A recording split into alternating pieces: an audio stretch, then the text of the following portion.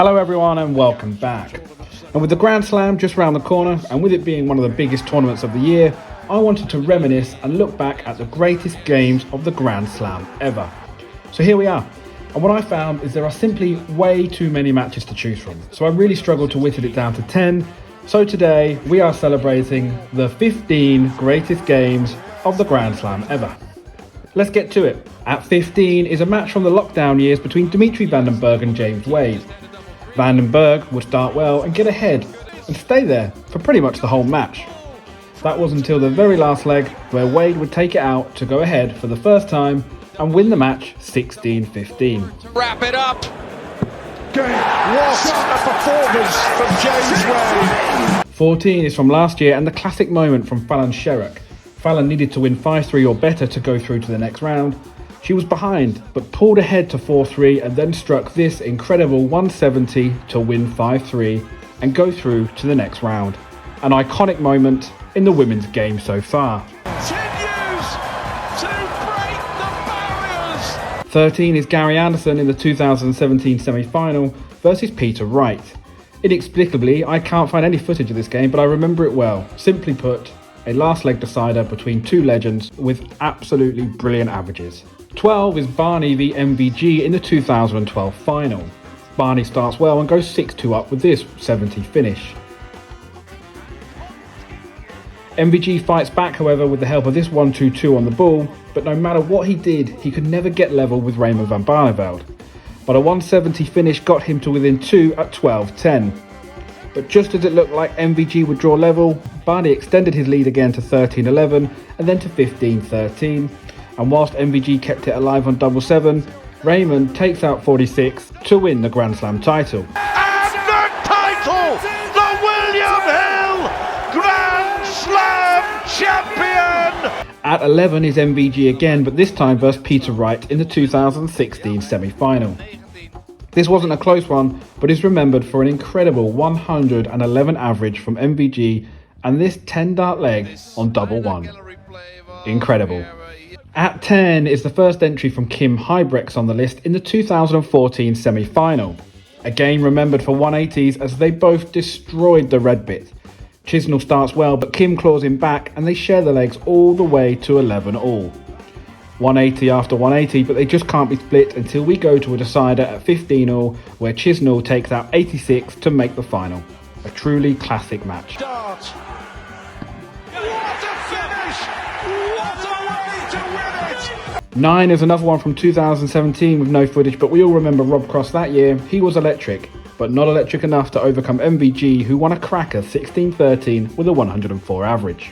Number 8 is Michael van Gerwen again, but this time on the losing side as he took on Simon Whitlock in 2020.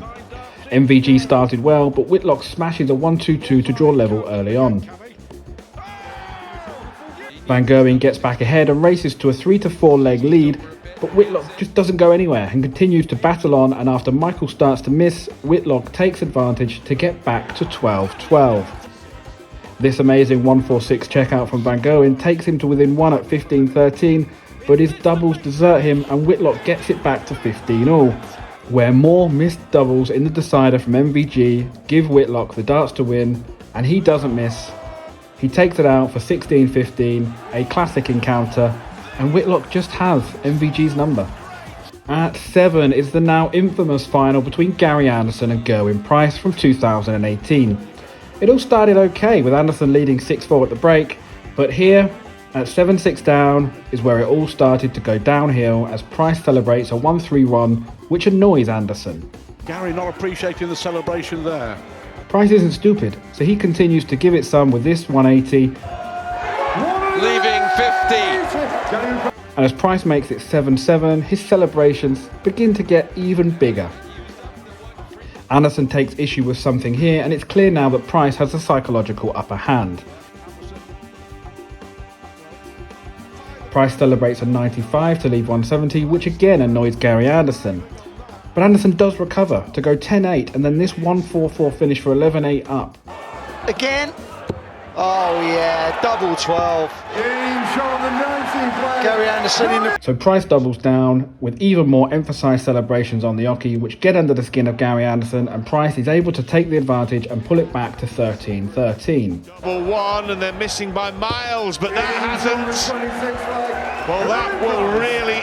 Then at 14-13, Price celebrates a bit too long for Anderson, who pushes him. It's all a bit naughty, but ultimately it affected Anderson more as Price lands the winning double to be the champion. To become the first Welsh winner of a PDC major. At number 6, and it's a younger Anderson, this time versus Terry Jenkins from 2008. No shenanigans in this one, just quality dart. They exchange the early legs before Jenkins pulls away to go 12-7 up. But Gary fights back to 14-all before missing the ball to take the lead. Jenkins takes out tops and the next leg to win 16-14 to make the final. Incredible standard from both, with 102 and 105 averages from the players. Final, a fabulous. Number 5 is Kim Huybrechts again with Michael van Gerwen, in one of the most incredible Michael van Gerwen demolitions you will ever see. They start well, with Kim averaging 113 after 5 legs. Kim then smashes this 1-2-6 to take a 5-2 lead before eventually finding himself 9-3 up, averaging 109. A performance. This is absolutely incredible. He goes 6 darts into a 9 darter before missing, but ultimately going 10-3 up before hitting this 1-4-2 finish for an 11-3 lead. Kim Huybrechts. This is a man on fire. And then 120 Shanghai for 12-3. 12-3 versus MVG. Amazing. MVG does fight back though and wins 4 on the trot, but Kim stops the rot with a 108 for 13-7. Then in leg 21, he goes 180, 180, 141 for the 9 darter. Double 12 for the crowning glory. The brilliant. And just look what it means to him. He then starts leg 22 with another 180. What an incredible run of darts this is from Kim. He eventually wins 16-10 with a 105 average. One of the best displays versus Michael van Gerwen you will ever see. An amazing game from Huybrechts. Finals of the Grand Slam of Darts 2014. Well, how do we beat that? Well, 4 is James Wade versus Terry Jenkins from 2010. A match famous for 11, yes, 11 ton plus checkouts. 130 from Jenkins, followed by a 120 from Wade for 3-4 down, then a 1-2-4 in the next leg for a tied game. Wade then hits 107 to take the lead, with a 1-2-1 in the next leg for 7-5. Terry Jenkins levels it at 9-9 with a 1-5-6 before taking 140 to go ahead. Has taken a massive gamble. Oh, Jenkins! Wade does get ahead though, and this 100 helps him into a 3-leg lead. But we know what's happening here. Back comes Terry Jenkins with this 120 finish, reducing the deficit to 1 before a 100 checkout ties it up at 14-all. Wade then goes 107 out to go 15-14 up before winning a decider on double 5. Absolutely unreal darts. Absolutely unreal finishes. James Wade ignores the boo boys at the Wolverhampton Civic to win an absolute thriller.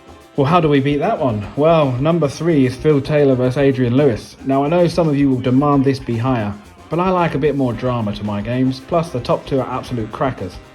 Taylor goes 2-0 up, and as you can see, the averages aren't bad in the 3rd leg. Lewis ties it up at the break as they're 5-5. In leg 15, they're still averaging 113 and 115 by the way. Not bad. The match is pretty even though at 10-8 until Taylor hits this 160 out to go 11-8 up. He then goes on a rampage that Lewis can't keep up with to lead 15-8. He eventually wins 16-9. Taylor averaged 110 and Lewis averaged 111. An unreal standard that probably should have resulted in a closer match. Game of darts ever played on this stage at the Civic Hall. It was absolutely mad. Number 2 is Taylor again, but this time against the bronzed Adonis Steve Beaton. Now Steve find himself 14-11 down in a race to 16 against the greatest of all time, Phil Taylor. An impossible task, you might say. Well, Steve didn't think so, as he goes 14-12 before breaking the throw for 14-13 and then holds again for 14 all. Taylor kicks off leg 29 with a 180. How does he do it? Incredible. So Beaton follows suit.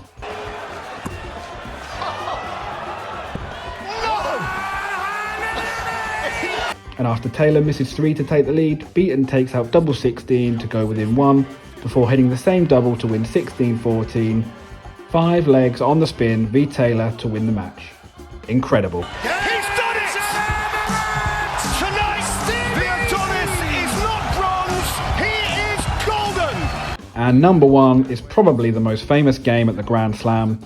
James Wade, look away now. He starts like a house on fire in the 2010 final, with this 107 and this 110 checkout giving him a 5-0 lead at the break v Scott Waits. Double 15. Is he playing well? Waits tries but just keeps missing, and Wade eventually goes 8-0 up on a race to 16. He's halfway there. Wade does then have an off leg though, and Waits finally gets a leg on the board and somehow starts hitting his doubles. And at the same time, Wade simply stops hitting his. 8-1 becomes 8-2, then 8-3, 8-4, 8-5. Wade does stop the rock with a 90 finish, and this 97 checkout to go 11-8 up. Still a bit of trouble. He's got one. 2 at his favourite. Brilliant. He's woken. But Waits keeps coming, and this 121 levels the game at 11 all. Waits ultimately never looks back from here, as he hits double 8 to take the title 16-12 after being 8-0 down. Incredible drama. So there we have it, the greatest Grand Slam games ever. What's your favourite of all these classic games? Let me know and I'll see you in the comments. Thanks for watching everyone, and we'll see you on the next one.